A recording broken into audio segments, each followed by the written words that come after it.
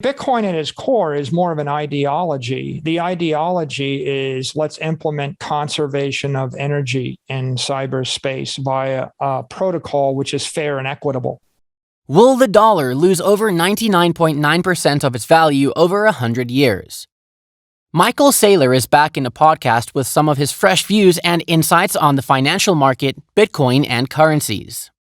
Welcome back to Crypton. Find out more by hitting the subscribe button and giving this video a thumbs up while you're at it. Let's dive right in. The CEO of MicroStrategy and a very famous name in the Bitcoin industry, Michael Saylor, recently appeared in a podcast to talk about some of the recent money markets. Saylor previously faced a backlash on Twitter for his insane investment in the BTC on high leverage. The crypto market had already been crashing, and for his coin-based company, he made an even bigger investment through loans. He came out and told his viewers that he would face a loss if Bitcoin crashed over 95%, which is unlikely to happen anytime soon. Recently in his podcast, he talked about the misconceptions of crypto and other currencies. He claimed that people aren't aware of money and don't know what it is in technical terms. He added that money itself is complicated enough for the common population that a digital currency like crypto is only bound to confuse the masses.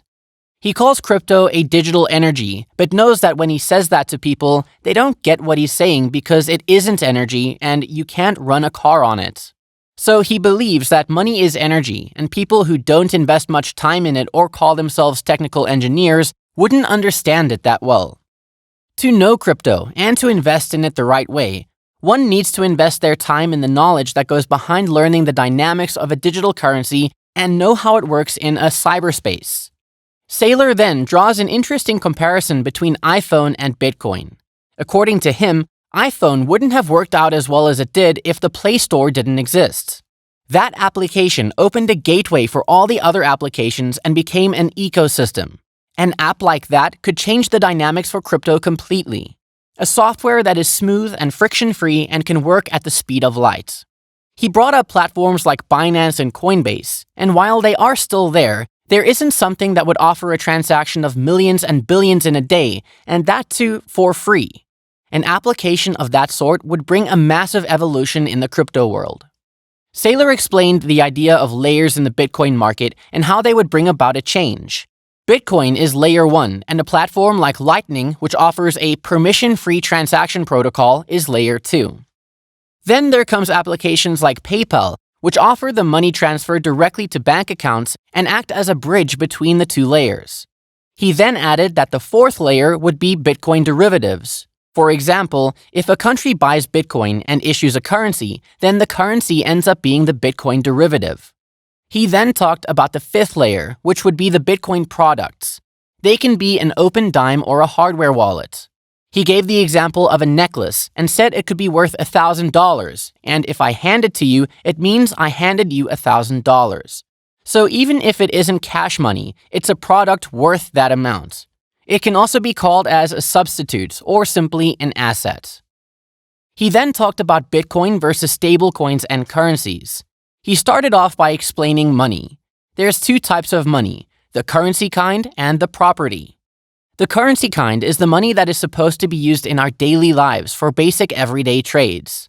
The property part of money is the investment you make in assets and materials that you save up for the future or for particular reasons.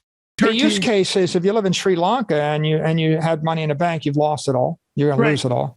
And if you have money and property in Sri Lanka, it's kind of hard to rent your property or Airbnb it out when the government makes it illegal for tourists to show up. Right? So it is a good example. Yeah, it's how you avoid starving to death if you live in a economy that is mismanaged. He claimed that storing money or saving up physical currencies like dollars is foolish if you're saving up for more than 4 years.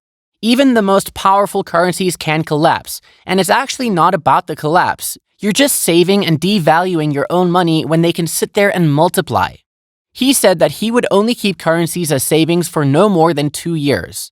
If someone lives in countries and areas that don't use dollars, then it's useless to save in dollars. In that scenario, it wouldn't be the dollar up against Bitcoin, but the local currency against the Bitcoin, because you would be converting the amounts and then comparing. If a local currency depreciates and you have saved a fortune of it in cash, then you're just losing your money over the years. It's exactly what Peter Schiff has been saying repeatedly, that saving currencies is useless. You can be a billionaire, but it wouldn't matter if your currency has no value and a cup of coffee in your country costs $1 million. Saylor urged people who don't trust the bank or the local government to invest in crypto because even though the coin is dropping currently and has dropped nearly 70%, it is bound to go up one day. Buying right now at discounted rates is just an added advantage because the value will increase a lot more than the investment you put in at this point. He also got statistical and added that every currency loses its value when it's going down, but it also loses when it's going up. Bitcoin, however, is not an all-time loss. The coin is volatile and fluctuates, but that's its nature, and that is exactly how it makes people rich. Sure, people argue that the dollar is fairly stable and highly valued, but just like the inflation rates that the state communicates, the dollar value is also miscommunicated. We are told that inflation is only 8%, but it's common sense that it is way more than that.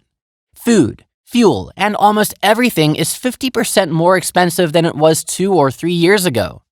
Since Saylor is a strong believer of Bitcoin, he was asked about a scenario that would make him change his perspective and make him admit that he was wrong about the coin, a possibility of Bitcoin going wrong. Saylor replied, "If I see something better." He elaborated that Bitcoin is a conservation of energy in the cyberspace, which is available because it is fair and equitable. Anything else in the market right now, be it stocks, real estate, currencies, or valuable metals, are not in that space. They are not conserving energy in cyberspace. They are not digital. He added that all the predictions and things that people come up with regarding Bitcoin are of no use because they're just trying to take the Bitcoin down for their shitcoin. Saylor finally drew a comparison between Bitcoin either being a stored energy or a spent one. He thinks that only those people who don't know Bitcoin would claim that it is not energy efficient, or people who wouldn't prefer to market it because that goes against their professional stance. He would want to market and communicate to people about Bitcoin. He thinks one of the best ways to do it would be to calculate the energy that Bitcoin gives off and show the data that comes out to people. This would work as proof that Bitcoin or crypto is indeed energy efficient because the charts don't lie. He added an example that if you put in a $100 billion energy in an airline, consider this as your investment, your output would only be $500 million, which is half the amount that you put in. But if you add $1 billion energy into crypto, you would end up getting a $100 billion output, which is like 100% profit. He said that the input and the output of energy like this can be calculated for any industry, brand, application, or company, and in the end, the statistics would show you that Bitcoin has the greatest energy output. Bitcoin analytically is the safest and the best option for multiplying energy and conserving it. According to Saylor, Bitcoin is the fast track for energy transfer and for greater outputs. Every other way of multiplying money by investment is surely a decent option, but Bitcoin is the best one for Saylor because of its efficiency and the lack of friction in the process. He concluded that you can invest energy in a gold network and lose a huge percentage of it over the next few years. You can invest in the dollar or any currency and lose 99.9% of it over the next 100 years. But you invest in Bitcoin and you keep it all. Do you agree with Saylor and think that Bitcoin is the best way of building an investment portfolio in the current times? Let us know in the comments below, and make sure that you like, subscribe, and share this video. Thanks for watching, and we'll see you in the next one.